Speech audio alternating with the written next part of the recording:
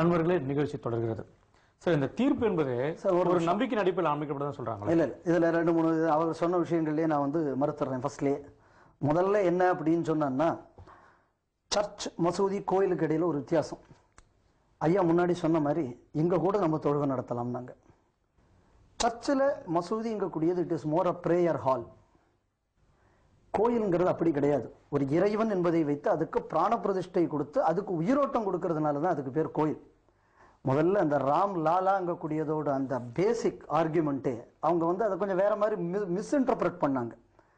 என்னன்னா, இதுக்கு முன்னாடி supreme court privy council judgment வேற வந்திருக்கு. ஒரு கோயில் அப்படின்னு சொன்னா ஒரு சிலைக்கு பிராண பிரதிஷ்டை என்பது ஒன்று ஆகிவிட்டால் அது பிராணனுள்ள ஒரு வஸ்து, அதுக்கு சொத்து எழுதி வைக்கலாம். இப்போ மசூதிக்கு பேர்ல நான் சொத்து எழுதி வைக்க முடியாது. அந்த கமிட்டி மேலேயோ உலைமா மேலேயோ எது மேலேயோ நான் சொத்து எழுதி வைக்கலாம். ஆனா கோயில்ல நீங்க மீனாட்சி அம்மன் கோயில்ல மீனாட்சி பேர்ல சொத்து எழுதி வைக்கலாம். கபாலீஸ்வரர் கோயில்ல சாமி பேர்ல சொத்து எழுதி வைக்கலாம். ஏன்னு சொன்னா பிராண பிரதிஷ்டை என்பது ஒண்ணு வரும்போது அதுக்கு உயிர் கொடுக்கக்கூடிய ஒரு விஷயம் ஆயிடுறது. முதல்ல இதுதான் இந்த கேஸோட ஃபர்ஸ்ட் அடிப்படை ஒண்ணு. ஏன்னா அது உயிர் வந்துடுறது. ரெண்டாவது, நான் ஐயா சொல்றது எல்லாம் நான் ஏத்துக்கிறேன். இப்ப ஐயாவே அதுக்கு ஒரு தீர்ப்பையும் அதிலேயே இடையில சொல்லிட்டாங்க. என்ன அப்படின்னு சொன்னா, ஒரு தொழுகை நடத்துறதுக்குள்ள இடம்னா இப்படி இப்படி எல்லாம் அமைப்பு தேவையில்லைங்க, இதுல கூட அனுப்பிட்டு போயிடலாம் அப்படின்னு சொன்னா, இந்த நாட்டில் பெருவாரியான மக்களுக்குள்ள நம்பிக்கை ராமர் அங்க பிறந்தாருன்னு. சரி, தள்ளிதான் நீங்க தொழில் நடத்திட்டு போங்களேன். உங்களுக்கு அதுக்கு ஒரு பெரிய இம்பார்ட்டன்ஸ் கிடையாது, ஸ்ட்ரக்சருக்கு இம்பார்ட்டன்ஸ் கிடையாது. நீங்க தான் சொன்னீங்க, நான் சொல்ல. இங்க கூட நடத்திட்டு போயிடலான்னு. அந்த ஸ்ட்ரக்சருக்கு இம்பார்ட்டன்ஸ் கிடையாதுங்க அப்படின்னு நீங்களே ஒத்துக்கிட்டீங்க. இதெல்லாம் நான் சொல்ல வேண்டியது அவங்களே சொல்லிவிட்டாங்க. அப்படின்னு சொன்னா பிரச்சனைக்கு தீர்வு நான் அதுக்கு வெளியில கட்டிட்டு போறேன். எங்களுக்கு ஒரு ஏதோ அவர் பிறந்தாரு, எங்களுக்கு நம்பிக்கைங்க, நாங்க ஒரு நம்பிக்கையில வழிபடுறோம். நீங்க தான் என்ன சொன்னீங்க, அது ஒரு இம்பார்ட்டன்ஸ் கிடையாது. ஏன்னா இஸ்லாமை பொறுத்தளவுல உண்மையும் கூட இஸ்லாமை பொறுத்தளவுல எப்படின்னு சொன்னா, இந்த இடத்தில் தான் இப்படி ஒரு உருவத்திற்கு மேல அவங்களுக்கு உருவ வழிபாட்டுல நம்பிக்கை கிடையாது. அப்படி இருக்கிறதுனாலதான் இப்ப என்னன்னா, முகமது நபி தொழுகை நடத்துன அந்த பிலால் மாஸ்கே இப்ப மெக்கால இடிச்சிருக்காங்க. இது தவிர அங்கங்க பாகிஸ்தான்ல ஈராக்ல எல்லாம் ஏர்போர்ட் கட்ட ரோடு கட்டுறதுக்கெல்லாம் மசூதி இடிச்சுக்கிட்டு தானே இருக்காங்க. சோ அப்போ உங்களுக்கு அதுல அப்படி ஒரு சரித்திர முக்கியத்துவம் வாழ்ந்த இடம் இல்லைன்னு நீங்களே ஒத்துக்கும் போது, நம்பிக்கையில எங்களுக்கு தெய்வத்தின் முக்கியத்துவம் வாழ்ந்த இடத்த நீங்க விட்டு கொடுத்துட்டு போயிருங்க, ஈஸி. அதுக்கு வெளியில நாங்களே கட்டித்தரோம். உங்களுக்கு தான் இடம் முக்கியம் கிடையாது, எங்க வேணாலும் கட்டிக்கலான்ட்டீங்க. நான் கட்டி தரீங்க, என் காசுலயே நான் கட்டித்தரேன். இல்ல, இடம் விட்டுகளும் வேற, உரிமை பிரச்சனை முக்கியமான வாதம் வச்சுக்கிறீங்க.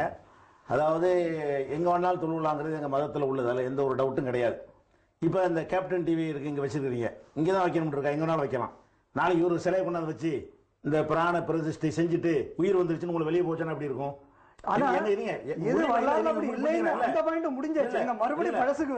எதுக்கு சொல்றேன்னா, முதல்ல அது உங்களுடையதா இருக்க வேண்டும். பிராண பிரதிஷ்டை செய்வது கூட உங்களுக்கு கடவுள் நம்புற ஆட்களா இருந்தா உங்களுக்கு உரிய இடம்ங்கிறத நிரூபிச்சுட்டு போய் பண்ண வேண்டும். யாருடையதுங்கிறது எங்க கையில இருக்கிற ஒரு இடத்துல கொண்டு வைத்து விட்டு வெளியேறுங்க என்று சொன்னால், இப்படி ஒவ்வொரு பள்ளியிலையும் நாளைக்கு நடக்கும், ஒவ்வொரு அலுவலகத்தில் நடக்கும், ஒவ்வொரு நிறுவனங்களும் நடக்கும். அப்ப இந்த மாதிரியான நாடு நாடா இருக்குமா? எதுக்கு சட்டம்? சட்டப்படி நாங்க எத்தனை விட்டு கொடுப்போம்? 20 கோடி நீங்க ஒன்று கட்டி தர வேண்டியதில்லை. 20 கோடி முஸ்லீம்கள் ஆளுக்கு 1 ரூபா போட்டா 20 கோடி ரூபாய், 1000 பாபர் மசூதி கட்டிட்டு போயிருவோம். அது ஒரு மேட்டர் கிடையாது. இந்த பண விஷயமோ இட பிரச்சனை கிடையாது.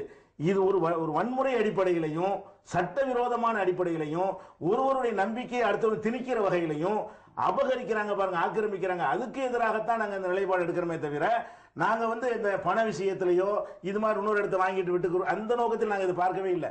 இது என்னன்னா, இதே ஆர்குமெண்ட் அவர் திருப்பி சொல்றாரு. எப்படின்னா, முதல்ல என்ன சொன்னாங்க, பாபர் ஆலயத்தை இடிக்கும் போது இட பிரச்சனை இல்ல, பண பிரச்சனை இல்ல, இதெல்லாம் ஐயா தான் சொன்னாங்க. ஏன்னா அவர் மன்னர், அவருக்கு இட பிரச்சனை இல்ல, அவருக்கு பண பிரச்சனை இல்ல, அதனால அவர் அங்கதான் கட்ட வேண்டுமா?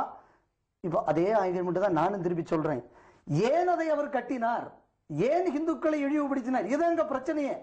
முதல்ல நான் வேற ஏதோ 1000 மாஸ்க் இருக்குங்க, ஏதாவது மசூதியில் யாராவது உரிமை கொண்டாடுறோமா? நாங்க எங்கேயும் போய் கேட்டோமா? ஏன் அயோத்தியில கேட்கிறோம்? இந்த நாட்டில் ஒரு நிமிஷம் 3000 மசூதி இருக்கு லிஸ்ட் கொடுத்திருக்காங்க சார். ஒரு நிமிஷம், இந்தியாவில் எத்தனை மசூதி இருக்கு? இல்ல, இந்தியாவில் எத்தனை மசூதி இருக்கு? அப்புறம் காசி மதுரா பாக்கி சந்தேகமே இல்லாம ஒரே ஒரு விஷயம் ஐயாவோட கருத்துல எனக்கு மாற்று கருத்து கிடையாது. மதுரையில் உள்ள ஒரு பள்ளிவாசல் உட்பட 3000 பள்ளிவாசல் லிஸ்ட் வச்சிருக்காங்க. ஆமா இருக்கு, நான் இல்லைன்னு சொல்லி அந்த 3000 இடத்துல இந்து கோயில்கள் எடுத்து கட்டப்பட்டது. அந்த 3000க்கு மேல வெளியில ஏதாவது நாங்க சொன்னோமா?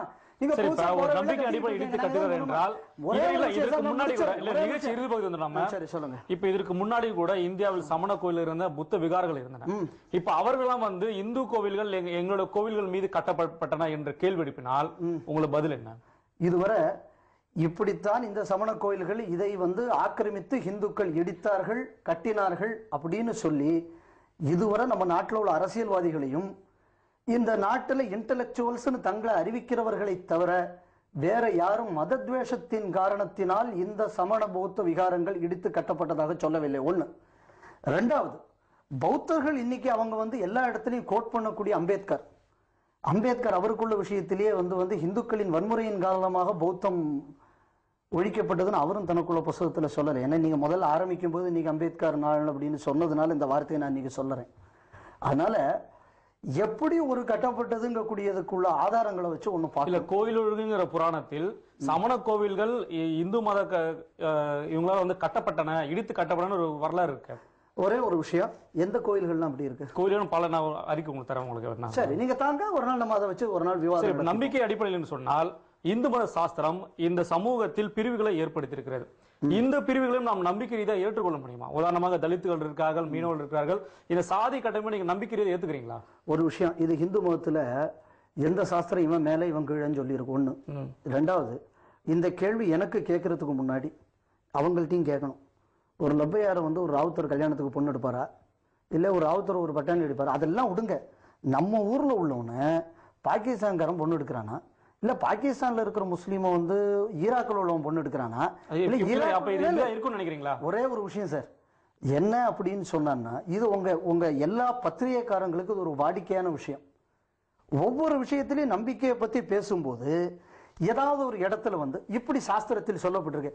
எந்த சாஸ்திரத்தில் வந்து உங்களுக்கு அன்டச்சபிலிட்டியை கிராண்ட் பண்ணிருக்கு? பின்னாடி வந்த சில என்ன சொல்லலாம் இடைச்செருகல்கள் வேணா அதை வந்து ஆதரிச்சிருக்கலாமா இருக்கலாம். சரி, அனைத்து சாதனம் அர்ச்சகலாம்னு ஏத்துக்கலாம். யாரு? ஐயோ, முதல்ல இதுக்கு நீங்க சொல்றதுக்கு முன்னாடி நான் தெளிவா சொல்றேன்.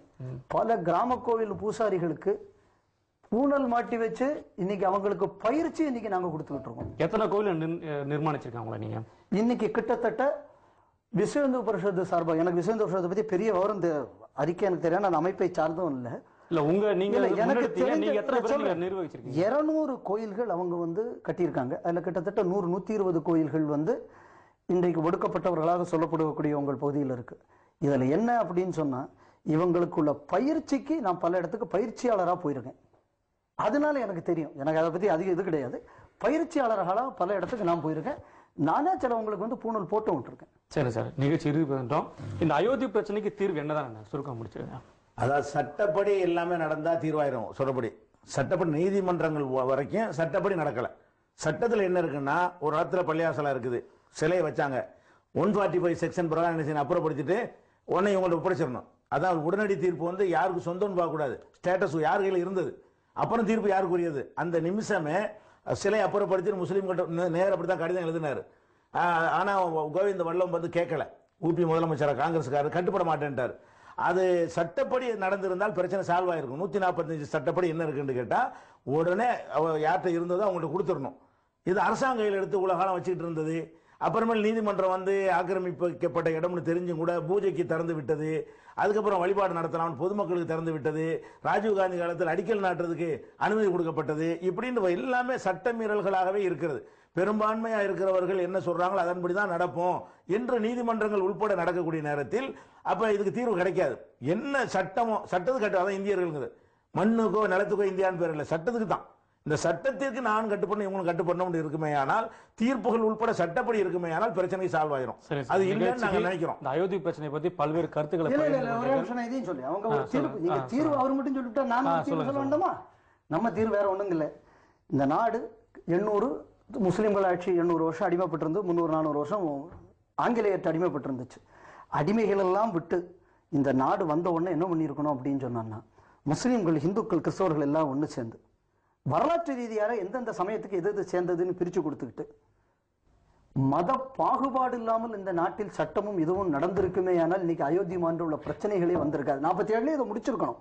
கூப்பிட்டு ஹிந்துக்களை விட்டாப்பா இது உன்னோட இது ரைட், உங்களுக்கு இது வேணுமா, நீ தனியாக அதுக்கு வெளியில் மசூதியை கட்டிக்கும், முடிஞ்சு போயிருக்கும். இந்த பிரச்சனை எவ்வளவு தூரம் வந்திருக்காது. ஒன்று. ரெண்டாவது, முஸ்லீம்கள் வந்து சட்டத்தை மதிப்பவர்கள் ஐயா சொல்லியிருக்காங்க. அவங்க ஷாபானோ கேஸில் எப்படி சட்டத்தை மதிச்சாங்கன்னு நம்ம பார்த்துட்டோம்.